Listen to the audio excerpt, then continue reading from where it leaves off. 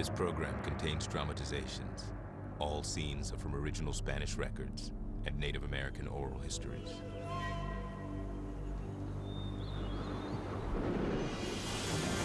(1540), Francisco Vázquez de Coronado chasing rumors of gold. Your hands will get filled with riches. 7 golden cities just over the horizon. This mission is Christian and apostolic, not a butcher. Dreams turn to dust. They're wondering, are they going to make it back alive? Supplies are running short. This was how the Spaniards would behave if you crossed them. A defiant people. The Indians killed 50 or 60 horses and pack animals. I have determined to suffer every disaster before abandoning this enterprise. It was a bad wind blowing in Pueblo country. The conquest of the Southwest.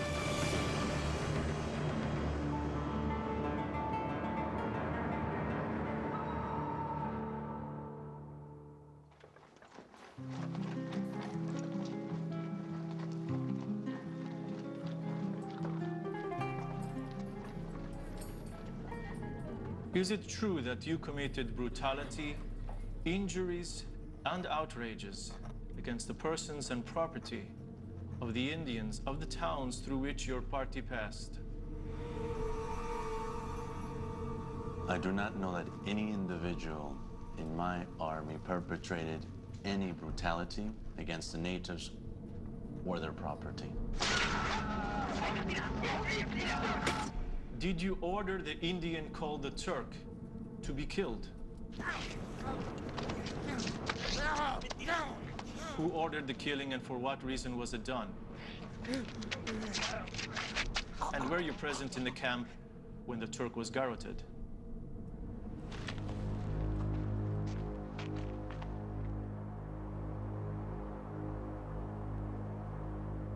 Francisco Vázquez de Coronado, age 34. Commander of the first European expedition to the American Southwest, now on trial on charges of unnecessary cruelty. Vázquez de Coronado came to Mexico from Spain at age 25 to try his luck in the New World. It's frequently said about the age of exploration that what motivated people to go out and explore was the quest for God, glory, and gold.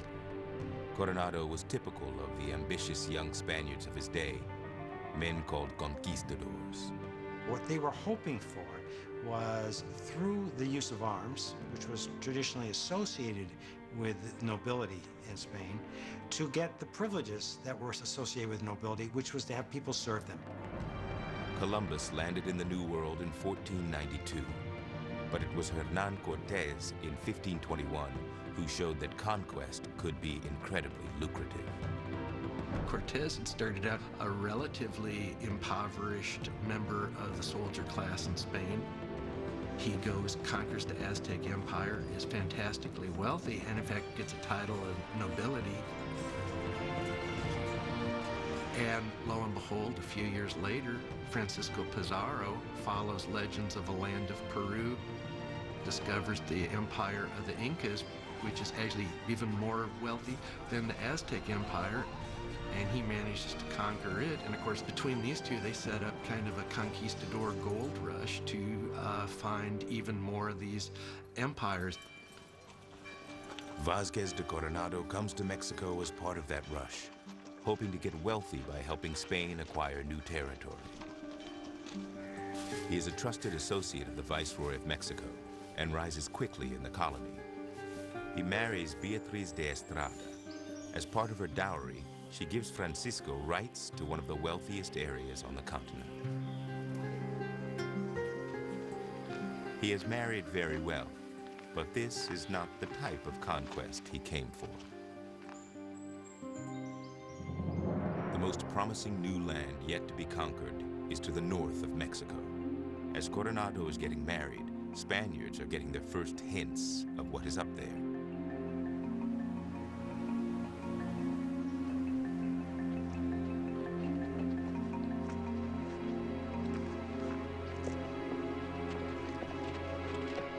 Conquistadors hunting for Indians to make into slaves in northern Mexico are stunned to find a Spaniard and an African traveling on foot out of the mysterious north. They are two of the 4 survivors from the lost Spanish expedition of Panfilo de Narvaez, which had set out 8 years earlier with over 600 people. The Panfilo de Narvaez expedition was the most colossal failure. They landed on the west coast of what we know as the state of Florida today without really any certainty about where they had landed. Narvaez men comes under attack more and more by the natives. They're being harassed. There's losses, there's disease, supplies are running out. The Spaniards kill and eat their own horses and use their hides and sinews to build 5 boats. Their aim at this point was simply survival. Stragglers came on shore, and very soon, of those 250 men, it was a question of something less than 50. The survivors are enslaved by Mariames and Iguazes Indians near what is now Galveston, Texas. Everybody ultimately dies except for Cabeza de Vaca and 3 other companions of his. With him were 2 other Spanish cavaliers, plus the slave of one, Esteban.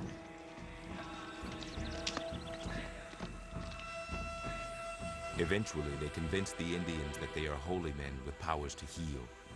Their lot improves. After 7 years, they escape. They walk for 10 months west and south into Mexico. They encounter some 25 tribes in their journey who give them gifts and provide guides to lead them to Spanish territory.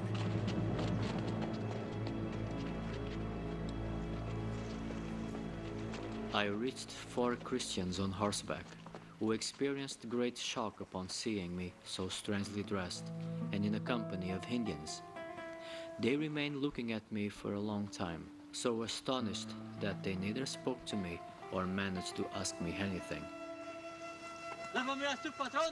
I told them to take me to their captain.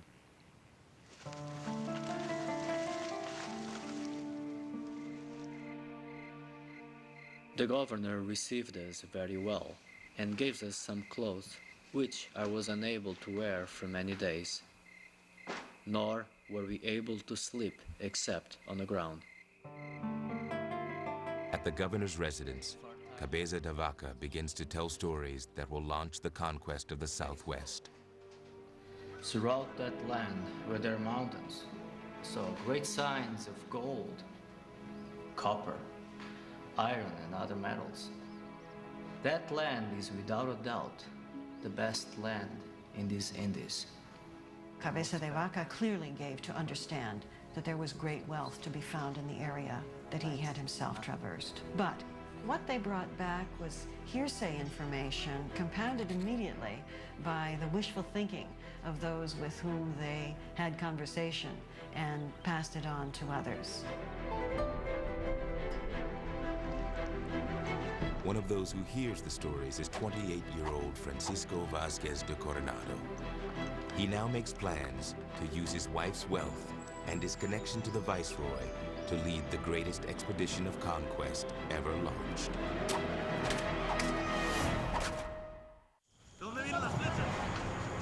In 1536, 4 survivors of a failed Spanish expedition escape into Mexico with stories of great wealth to the north, in the American Southwest. We found samples of gold. By means of signs, we asked the Indians where those had come from. Now Cabeza de Vaca and his companions pass on stories they heard from the Indians to the Mexican Viceroy. Vázquez de Coronado was a rising star among the Viceroy's entourage. Very far away from there, there was a province in which there was much gold. Someone will need to go north and check out these stories. But none of the Spaniards is willing to return to the place they spent 8 years escaping. They said, no, thank you. I'm not going back up there at all. No one was willing to do it, to be sent forth, so the obvious thing to do was to send the slave. the survivor Esteban, originally from northern Africa.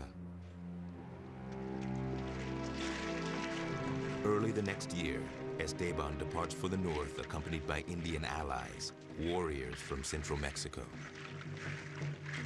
The fall of the Aztec Empire, to some extent, had been carried out by the Spanish in alliance with people from a city-state called Tlaxcala. Now, even some Aztecs have become allies of the Spanish in further conquests. They saw themselves very much as partners in this project. This scouting trip is under the command of a controversial Franciscan friar, Marcos de Niza, about 43 years old. He has come to the New World not for gold, but to save souls. Esteban and Friar Marcos travel together for about a month. Then Esteban is sent to scout ahead. He goes about 375 miles into what is now New Mexico, Zuni territory.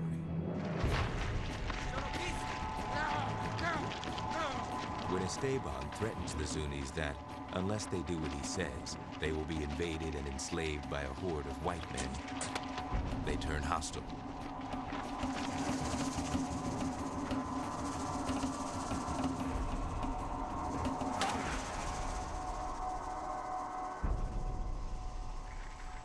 A Mexican Indian warrior makes it south down the long trail and tells Friar Marcos the news. Esteban located a great city, only to be killed by the Zuni Indians who lived there. I did not fear losing my life, as much as not being able to give information about the grandness of the land to the north, where God our Lord could be served so much. Friar Marcos returns 5 months after he left and spreads the word.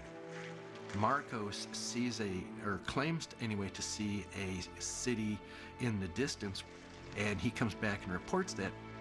The stories Friar Marcos tells seem too good to be true. As it appeared to me from a hill, where I positioned myself in order to view it, it is grander than Mexico City. Even one such grand city would be worth conquering, but Friar Marcos tells of 7 cities. This reminds the Spanish of 7 Portuguese cities whose entire populations took to the sea to escape Muslim invaders in the 8th century. According to this legend, they sailed out into the ocean to some unknown land, settled it, and they remained there. Stories tell of 7 new cities in a land where the sand is made of gold dust. The other 7 cities are like this one, some are larger. Now it seems that those legendary 7 cities of gold have been found in the American Southwest. All these people are thinking, those are the 7 rich cities, and we're going to go up there and find them. Just months after Friar Marcos returns, an expedition prepares to depart. Over 1,000 Mexican Indians and some 330 Spaniards, each of whom has put up his own money.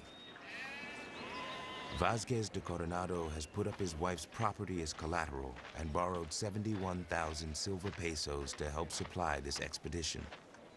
A typical laborer might earn 100 silver pesos in a year, but would need to invest about 1,000. The woman named Francisca de Oces came along with her husband, Alonso Sanchez, who was a former shoemaker in Mexico City. The two of them had decided that this was their hope for a prosperous life for themselves. You picture them on horses with their swords drawn, but yet they're really businessmen. There were 11 captains in the expedition. These were certainly men who were inured to pretty violent behavior, and they bring with them a few men who also had been living on the frontier for a decade or more. In their opinion, Indians could be very, very dangerous. Hit them if they don't cooperate. Hit them.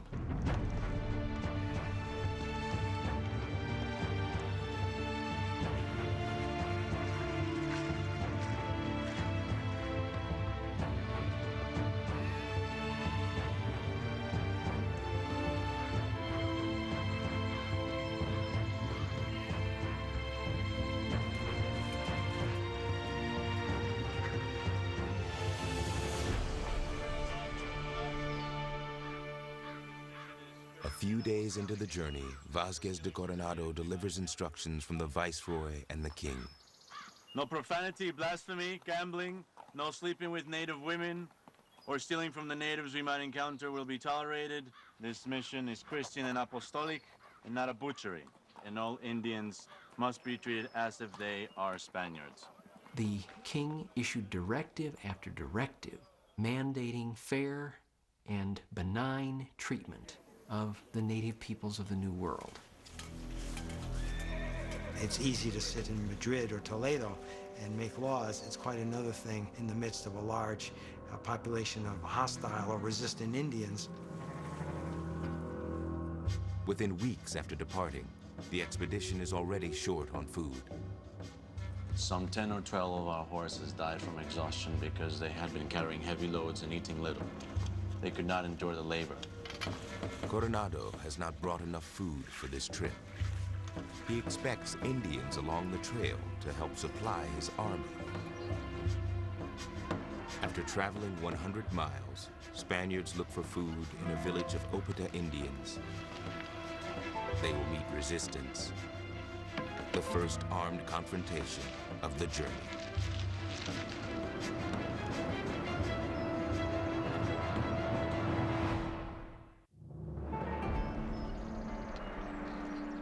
Three weeks after Vázquez de Coronado's expedition heads north for the 7 cities of gold, Spanish soldiers scrounge food from local Indians.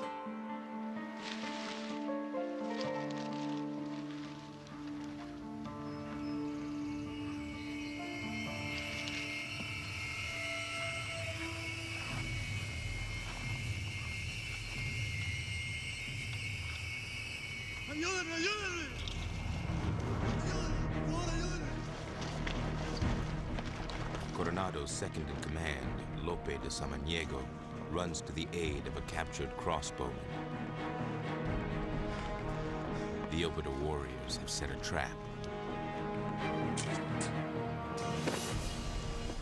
The arrow enters his brain. The others escape to spread the word.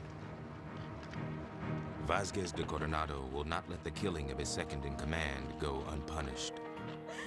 Francisco de Coronado and his captains in the province of Chiametla, without justification or cause in the least legitimate, seized 8 men and women more or less, and had some of them hung and the rest quartered.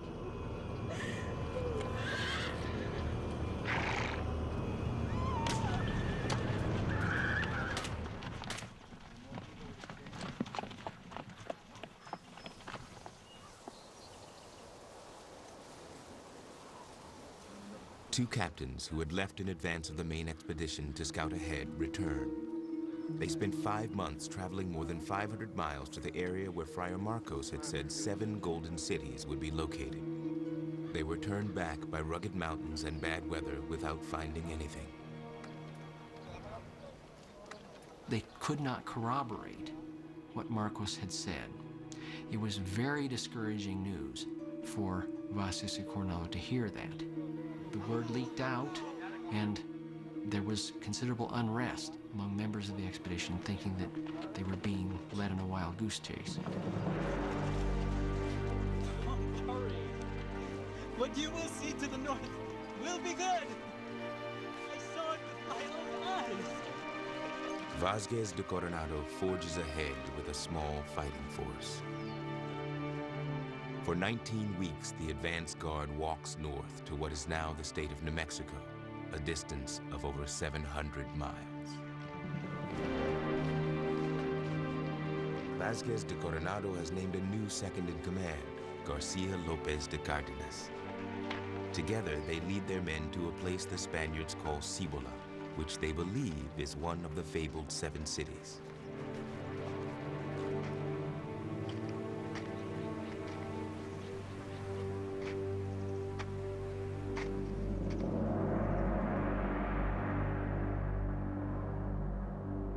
As soon as I arrived to the inside of the pueblo, I sent Maestre de Campo Don Garcia Lopez de Cárdenas, a friar, and our scribe, Fernando Bermejo, some distance ahead so that the Indians might see them.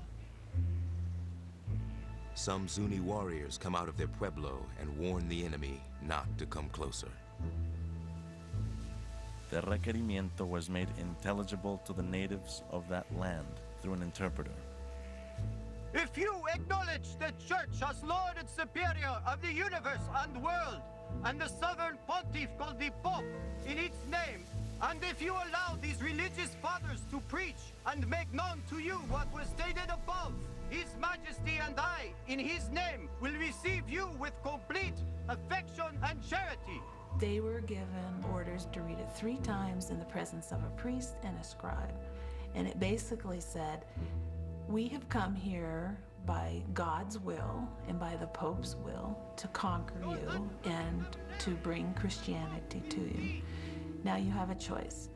If, however, you do not do what I ask, or you maliciously delay doing it, I will make war against you everywhere and in any way I can. I will take your wives and children, and I will make them as slaves. Now, the fact that this was sometimes read to them in languages that they couldn't understand caused Father Las Casas, one of the great Spanish critics of the conquest, to say he didn't know whether the requerimiento should make him laugh or should make him cry.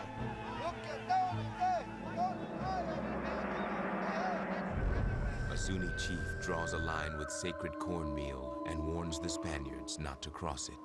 I declare that the deaths and injuries that occur as a result of this would be your fault, and not His Majesty.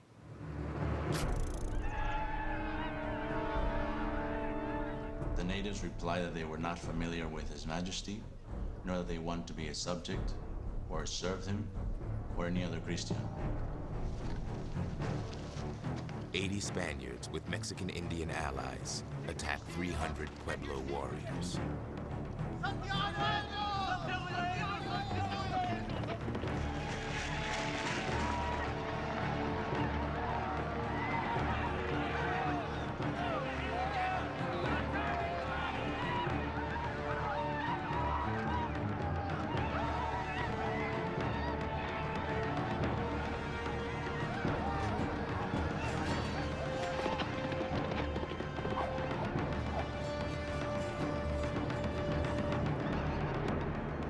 The Spanish horses are weapons of war, trained to trample their enemies.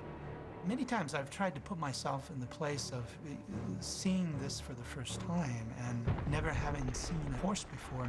You might think it would be a monster who would devour you. The Indians fall back to make their stand inside the Pueblo. I ordered the musketeers and crossbowmen to drive back the enemy from the defenses.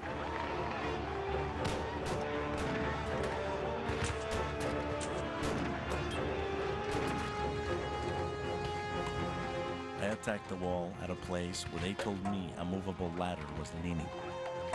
Because my armor was gilded and shiny, all the Indians assaulted me.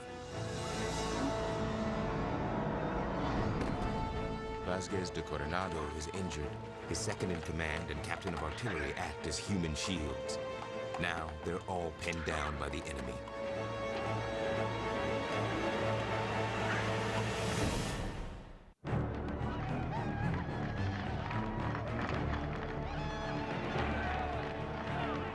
General Vázquez de Coronado has reached Cibola, believed to be one of the fabled 7 cities of gold.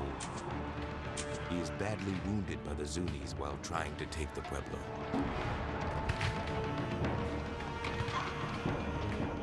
I think that if Don Garcia Lopez de Cárdenas had not come to my help by placing his own body above mine, I should have been in much greater danger than I was. The Indians soon run out of arrows and rocks. By the pleasure of God, these Indians surrendered, and their city was taken. A sufficient supply of corn was found there to relieve our necessities. The Spanish took over the Pueblo, took the foodstuffs that were available, and that was really the only treasure that they found, in the so-called 7 cities of gold. There is no precious metal or any marketable commodity for the Spaniards in Zuni Pueblo, even though Friar Marcos had said it would be grander than Mexico City. Marcos de Niza reported what he had heard from many people along his route, but he told what he thought was a little white lie. I that he had actually seen it.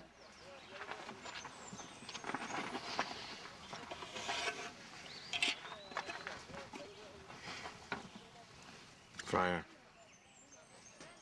everything is the reverse of what you have said.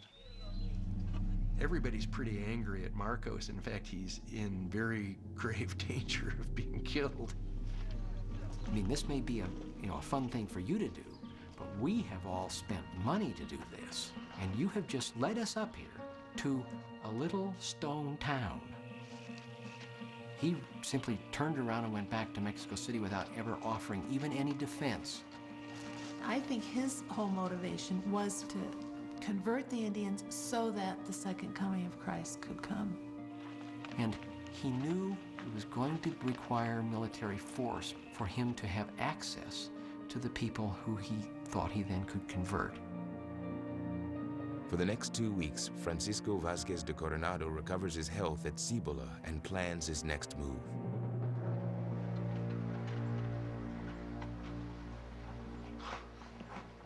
During this time, Indians from another pueblo called Sicuique, about 180 miles to the east, come to make peace. One of these visitors has an unusual mustache. The Spaniards call him Whiskers. Coronado writes a letter to be sent by courier back to Viceroy Mendoza in Mexico City. I have determined to dispatch parties throughout the whole area to obtain information about everything and to suffer every disaster before abandoning this enterprise.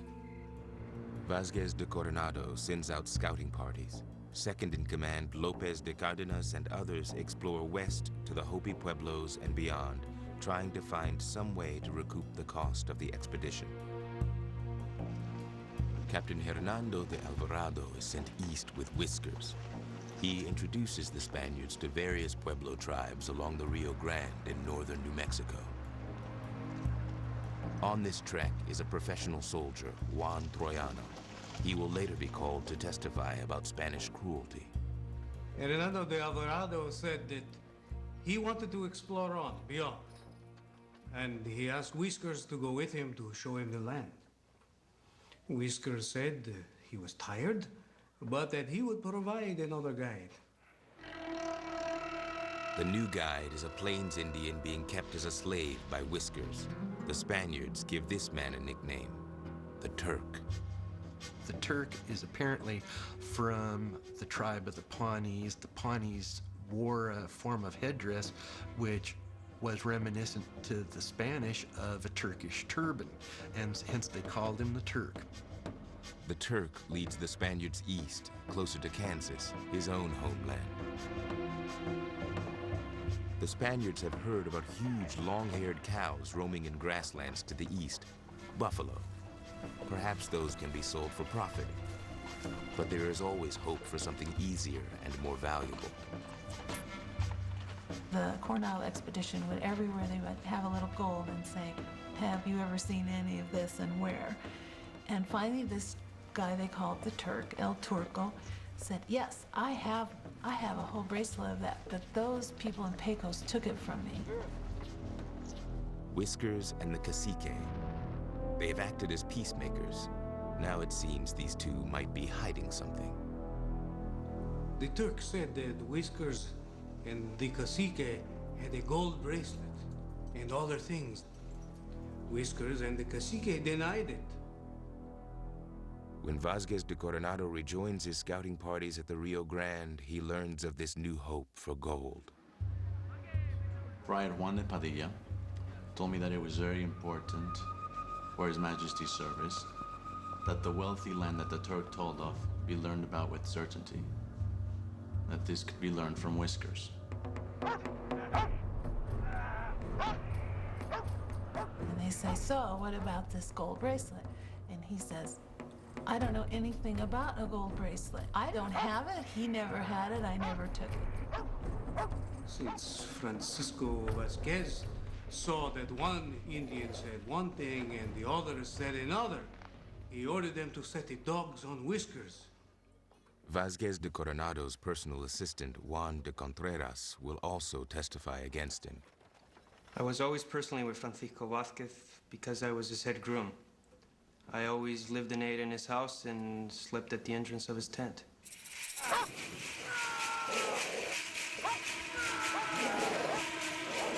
I saw Hernando Alvarado sit dogs and whiskers 3 times.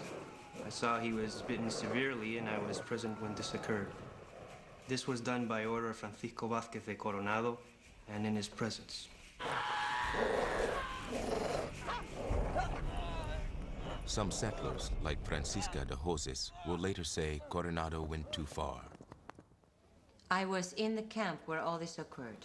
I did not see Francisco Vázquez give the order, but I believe it's certain that he did so. There were things that were done by the Coronado expedition that were considered to be beyond the bounds. So that is what led to the investigation of the Coronado expedition.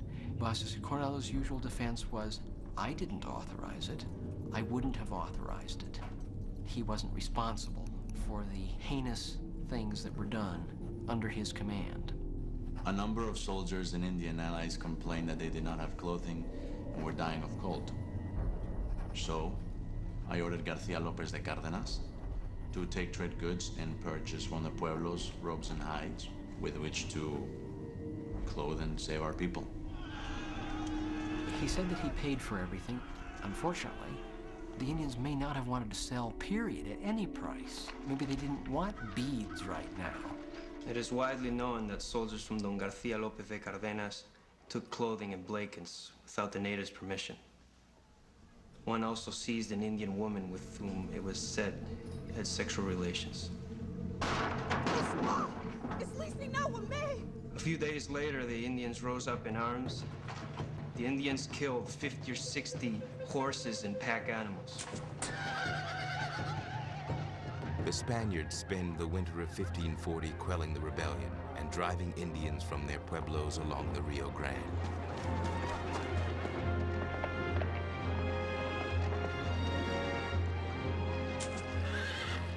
Some Indians barricade themselves inside their homes. Sieges went on for months. I mean, the Spanish burnt pueblos down. They would trap them inside and try to starve them to death. Hundreds of Indians and dozens of Spaniards die at one pueblo called Arena. Finally, the Indians show a sign of surrender that they think the Spaniards will respect. The Spaniards respond in kind. Then, Don Garcia Lopez de Cardenas makes prisoners of the Indians who have surrendered.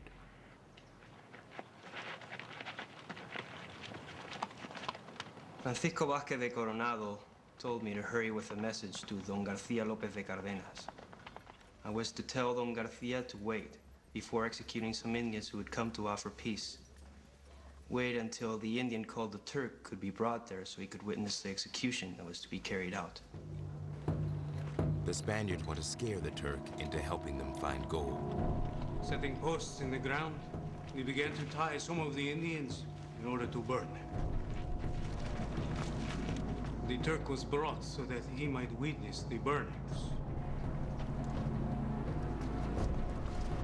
When the Indians who remained in the tent saw this, they began to defend themselves with poles that were there and stakes that they pulled up, because they expected us to do to them as we were doing to their companions.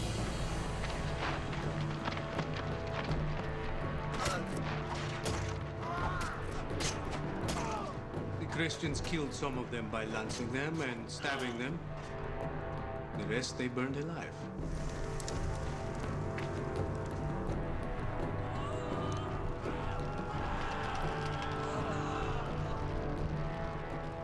I think that they wanted Indians to fear them. That is said in several places in the documents. They wanted the word to spread that this was how the Spaniards would behave if you crossed them. This is how we treat people who lie to us.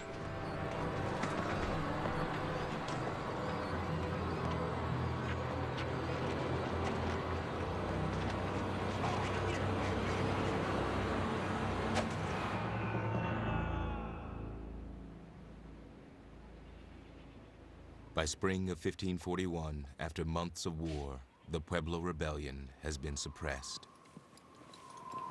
The Spaniards have new cause for optimism. The Indian called Turk said, by means of signs, that he would lead us to large settlements, and also to gold and silver. This place was called Quivira. El Turco said there are 7 cities further east that are wealthy. They eat off gold plates and have gold hanging from trees. It just played right into the same mythology again. After 14 months and 1,000 miles on the trail, Vasquez de Coronado has one last hope to find gold. It will mean pushing even farther into no man's land, towards the point of no return.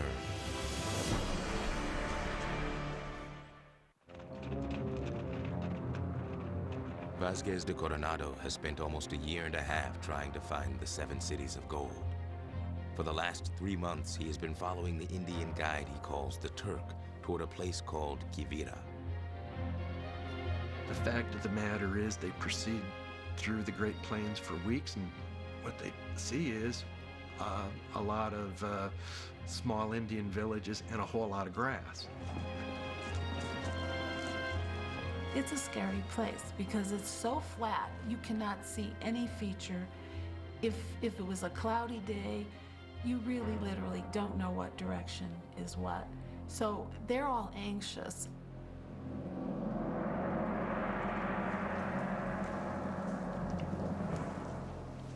Some 1,300 miles from home, General Vasquez de Coronado finally arrives in the region of the Quiviran Indians. The only metal he finds is a piece of copper, worthless to the Spaniards. Vasquez de Coronado is only sure of one thing. His guide, the Turk, has deceived him. Did you order the Indian called the Turk to be killed? Who ordered the killing and for what reason was it done? And were you present in the camp when the Turk was garroted?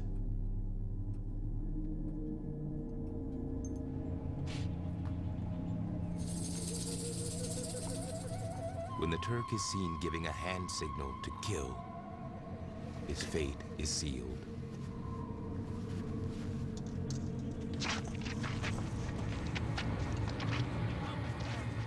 So then they take the Turk, they start to torture him.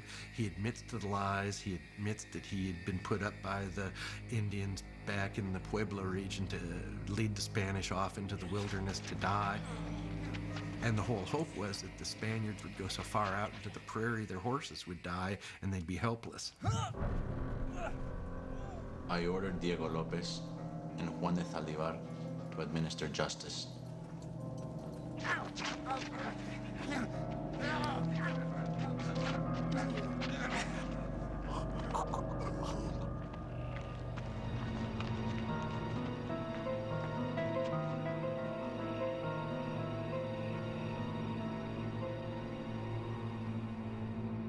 Vasquez de Coronado and his men return to New Mexico, where they spend the winter.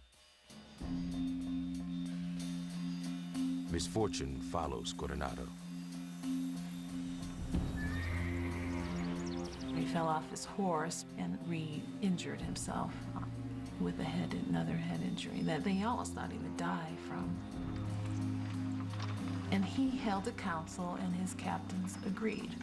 Yes, we should go back home and we shouldn't leave anyone here. They would probably be killed. The only people that were allowed were priests, only because they are operating there under their own jurisdiction. And 2 of them stayed, one in Pecos and one went out to Kansas, both of whom died. Those who wanted to remain behind amounted to more than 60 persons, including myself and my husband. But Francisco Vasquez restrained us and threatened that he would hang us if we stayed behind, or even talked any more about staying. Francisca and Alonso were immediately subject to debt collection and poverty on return to Mexico City.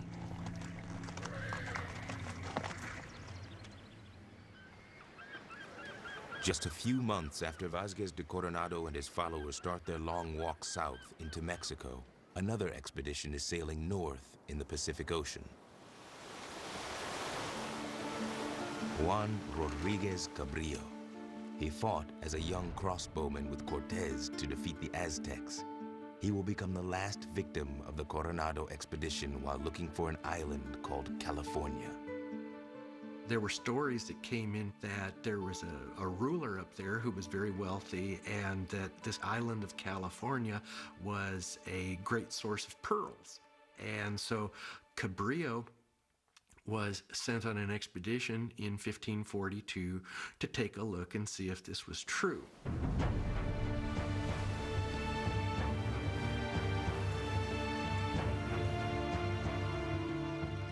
Cabrillo and his men become the first Europeans to lay eyes on the coast of what is now the state of California.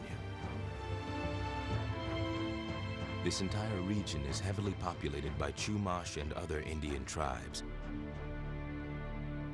They already know not to trust the Spanish visitors. They had heard about people like Cabrillo, people who had beards, light-skinned, who had been in this place called Cibola and had fought with the natives there. There were probably very few native people in North America who did not know something about what happened with the Pueblos and with the Coronado expedition. These guys weren't exactly gentlemen, and he finally exacerbated the Indians out in San Miguel Island to the point where they killed him.